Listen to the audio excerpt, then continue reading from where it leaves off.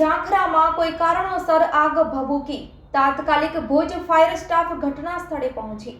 આજ રોજ બપોરના 1:45 વાગ્યાના અરસામાં ભુજ ફાયર કંટ્રોલ રૂમ પર કોલ આવ્યો કે કોડકી રોડ પાસે બરફના કારખાના પાસે આવેલ જાડી ઝાંખરામાં કોઈ કારણોસર આગ લાગેલી છે તેવી માહિતી ફાયર બ્રિગેડને મળતા તાત્કાલિક ફાયર સ્ટાફ ઘટના સ્થળ પર પહોંચી જઈ આગ પર કાબુ મેળવવાની કામગીરી હાથ ધરી હતી, જેમાં ફાયર સ્ટાફમાં ઇમ્તિયાઝ સમા, રફીક ખલીફા, વિશાલ ગોર અને જિગ્નેશ જેઠવા સહિતના જોડાયા હતા।